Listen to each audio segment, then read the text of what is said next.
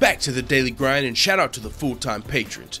Make sure to hit subscribe if you're new and hit thumbs up if you're not a baby back bagel biting bitch boy, cause you know what time it is. It's full time. MMA. What is up? It is your boy Taco Bell Wani, and these are the UFC Fight Night Poirier versus Gaethje predictions. This fight card is going to be held Saturday, April 14th, this coming up weekend in Glendale, Arizona. The main event is going to be between the number 5th ranked Dustin Poirier and the number 6th ranked Justin Gaethje, which is sure to be a barn burner of a fight. Justin Gaethje made a crazy entrance to UFC debut with the Fight of the Year contender versus Michael Johnson, back and forth war. After that, he got in another great fight of the night with Eddie Alvarez. You know, Justin Gaethje, his nickname is the Highlight for a reason, but he's going to be fighting Dustin Poirier, who is a UFC veteran, been fighting very active, you know, since his UFC debut back in when he was like 21 years old. So that was like in 2011, if I'm not mistaken. I forget the exact date, but either way, Dustin Poirier, man, his resume is insane. He's fought Max Holloway, Conor McGregor, Eddie Alvarez, Anthony Pettis. We'll get to the main event last. First, we're going to cover the 4-fight main card on this video, and then I'm also going to be doing a full card prediction, which I normally didn't do, but now that we got Patreon rolling, I'm inspired to do the full fight card, all 6 fights on the early fight pass prelims, as well as the Fox prelims. I'm going to do predictions just like these, but those are going to be over on Patreon, which is still free. You just got to go check it out over there. So with that being said, let's get into the Fox main card, the 4 fights on the main card. The first fight of the night is going to be between Michelle Waterson and Courtney Casey. These are both 2 top-ranked strawweights. Michelle Waterson is number 7th in the world right now, 14-6 overall as a mixed martial artist, and she's 4-2 in the UFC. Courtney Casey is the number 10th ranked strawweight in the world, and she's 7-5 overall, 3-4 in the UFC. So she's lost, one more fight than she's won in the UFC, but she's still a top-ranked strawweight. Now, I'm picking Michelle Waterson to win this fight. She's riding a 2-fight losing streak since submitting Paige Van Zant, but she's lost to 2 of the best strawweights in the world, the current champion Rose Namajunas and also Tecia Torres. But she should be able to win this fight, I believe, if she puts together a good game plan and mixes in her grappling against Courtney Casey, who's been taken down 12 times to 0 in her last 4 fights. So I got Michelle Waterson, the karate hottie, winning this fight.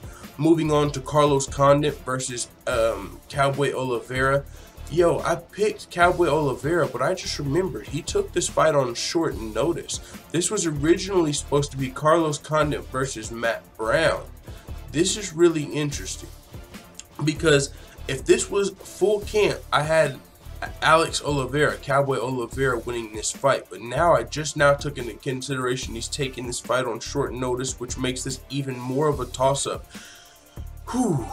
So, man, I'll just stick with my prediction because I feel like Alex Oliveira has been the more active fighter. He's been fighting high-level guys.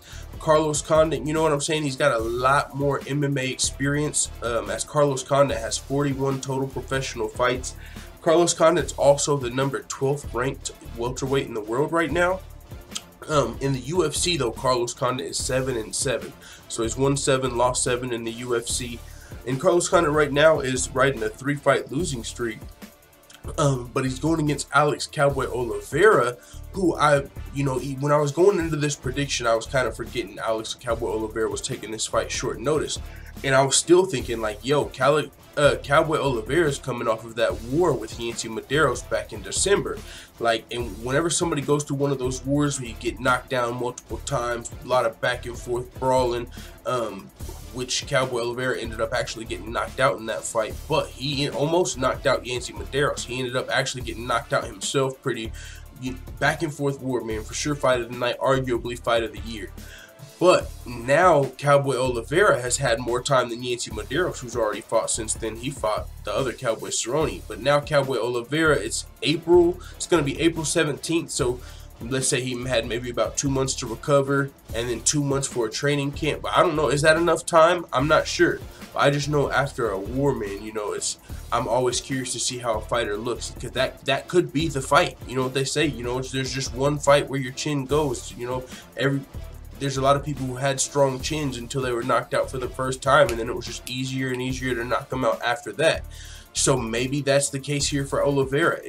Maybe not, though. Maybe that was just a one-time thing, and he won't be knocked out in this fight.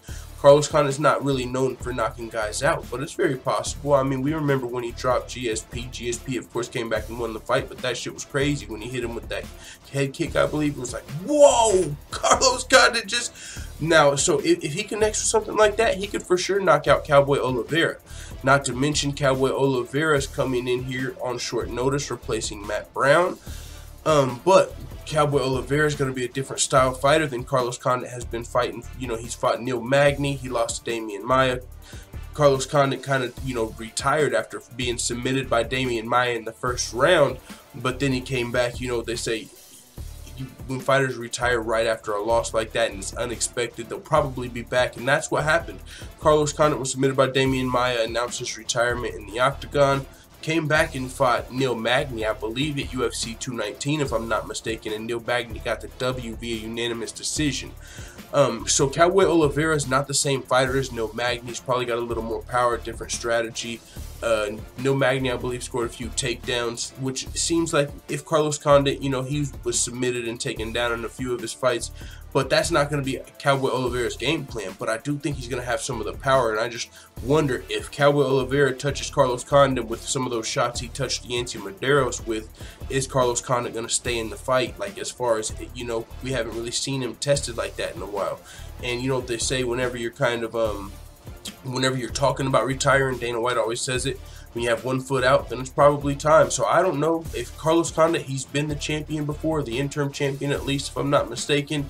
But the thing is, since then, he's 1-3 in his last 4 fights, and his most recent win, I believe, was in 2015 against Thiago Alves, and that, some people say, was after USADA. So Carlos Condit hasn't gotten a really good win in quite some time since that Thiago Alves win. So we'll see what happens. Carlos Condit definitely needs this win. He's got the full camp advantage here. You know, as far as, but at the same time, he wasn't preparing for Cowboy Oliveira. Just because he had the full camp, he still wasn't preparing for this guy. So even though Cowboy Oliveira is taking the fight on short, it's kind of like both of these guys got a short notice fight. The difference is probably Carlos Condit had a full camp. So we'll see how that all plays. To me, that makes this fight a pick'em, and I would have probably picked Carlos Condit given all of that whenever I went into this, considering Alex Oliveira has a actually, I wonder if I can change that. I'm pretty sure I can. I'm going to change my pick to Carlos Condit just because I think... No, I'm not. You know what, guys? Fuck it. We're keeping it. Let's keep it. All right, that's what I'm saying. This is a pick'em. So if you pick Carlos Condit, I completely understand. I'm just picking Cowboy Oliveira, and that's a hard pick. You know what I'm saying? Good thing I'm not betting on this fight. I don't know who's going to win. It could very well be Carlos Condit, but I'm leaning with Cowboy Oliveira, who's been more active. And he brings something different to the table here. We'll see how Carlos Condit can manage. Carlos Condit definitely needs this win, so we'll see what happens. It's going to be a good fight, a good night of fights, man. That's not even the main event. That could very well be the co-main event. I think that was going to be the co-main event before Matt Brown was forced out of the fight with an injury. But now it looks like Israel Adesanya versus Marvin Vettori is going to be the co-main event of the evening, which we'll get to now. So Israel Adesanya, he's an undefeated, you know, one of the UFC's very exciting strikers, brightest rising prospects. Hashtag non-Jones. He's got a lot of John Jones, Anderson Silva comparisons, Conor McGregor comparisons from the trash talk. You know, this guy's drawing a lot of comparisons to some of the biggest stars in the UFC, and he's also got a very entertaining personality to go with his exciting striking style. So a lot of potential for Israel Adesanya here, who made a successful UFC debut against Rob Wilkinson back in UFC Perth, I believe, 221. So Israel Adesanya is 12-0 overall in MMA, and he's 1-0 in the UFC. And I believe he has some insane, like, kickboxing record or whatever his background, Muay Thai kickboxing. I'm not 100% sure. I just know he was a standout at that. So very exciting striking. He's going to be fighting Marvin Vettori, who's 12-3-1, 2-1-1 in the UFC. Now, I'm picking Israel Adesanya to win this fight. Israel Adesanya, as I said, is a very exciting striker and one of the UFC's brightest star prospects. He had that successful UFC debut over Rob Wilkinson, who's known as a ground and pound fighter. If you go to UFC.com, you know, they ask the fighter, what's your style? He labels himself as a ground and pound fighter.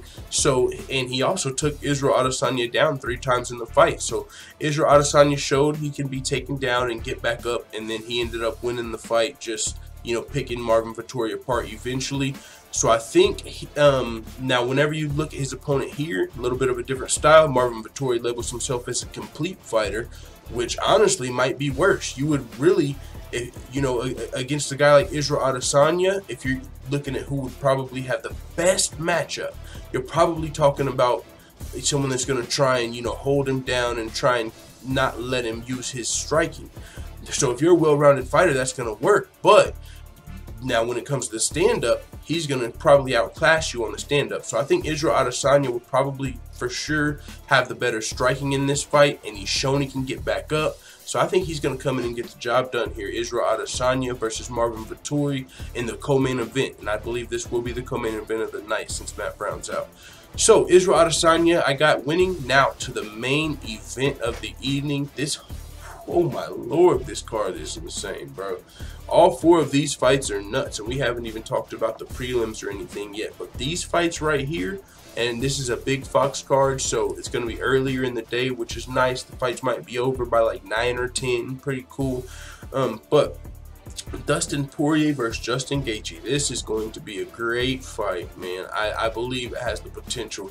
All just in the highlight Gaethje's fights are very entertaining because of the style he brings. That's just something he aims to do, please the fans. And so with doing that, hey, much appreciation and respect to Justin Gaethje as a fan, because his fights are really fun to watch. Now, with that being said, he's going to be fighting one of the best fighters in the lightweight division, Dustin Poirier.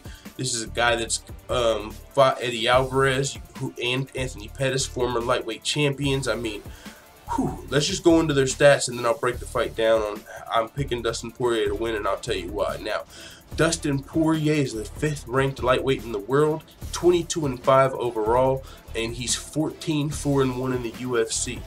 Dustin Poirier is 22-5, which is 27 fights total, and he's 29 years old. So this dude's got almost as many fights as he does years on the planet, professional fights. So that's pretty experienced.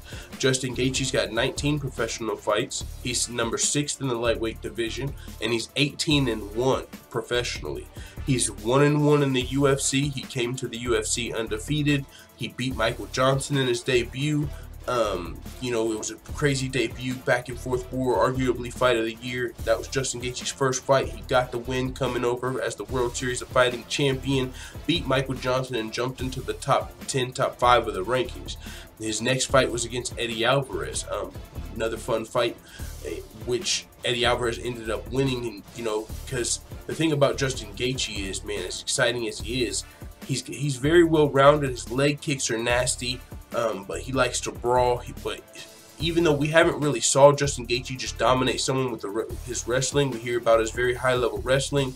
But a lot of more experienced fighters feel like they can, you know, they know what Justin Gaethje's going to do, and they can kind of break him down. That's what I've heard a lot. Like even Dustin Poirier, I believe that's what he feels like he's going to do. But with that being said, yeah, I got to pick Dustin Poirier in this fight because of his experience, man, his UFC experience. Dustin Poirier has 19 UFC fights.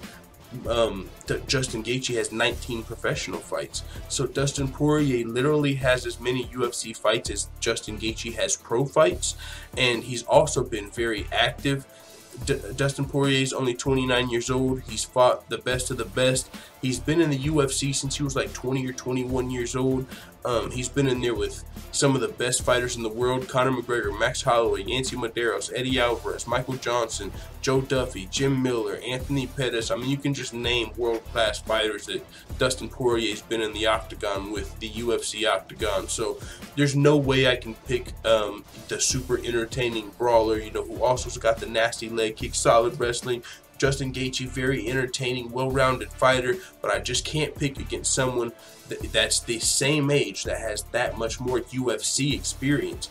Justin Gaethje, you know, he's shown he can stand in there with Michael Johnson and Eddie Alvarez, but as far as UFC experience is concerned. I think that's a whole nother level than some of the guys that Justin Gaethje was probably fighting before he got to the Michael Johnsons and Eddie Alvarez's. Also, on top of that, we're going to have to see how Justin Gaethje can bounce back from the first loss in his professional career. You know what I'm saying? First time he's been knocked out, so we'll see. Just like we were talking about in the Cowboy Oliveira fight, is that the time? You know, he's a guy that's known for getting in back and forth wars, really entertaining fights. First time he's ever knocked out. Is it going to be that much easier to do it the next time? Who knows? We'll see in the next episode of Dragon Ball. No, I'm just playing. But with that being said, these are the UFC on Fox main card predictions. I'm going to stop this video here right now on YouTube, and we are going to now get into the, as you can see, these are all the fights that are on the early fight pass prelims and the Fox prelims. I'm going to break these all down, and then we'll put those over on Patreon. And if you're on YouTube, you can just go to patreon.com/fulltimemma, and you'll see these predictions for free. Just go check them out. Just going to be at a little later date. I'll see you guys in a little bit. Let the full-time family know what you think in the comments. I'm out. And as always, thanks for watching this video. If you enjoyed this video, make sure you hit the subscribe button and also hit the notification bell right next to it so you're notified every time I upload a video. I'm out. Bye, Felicia.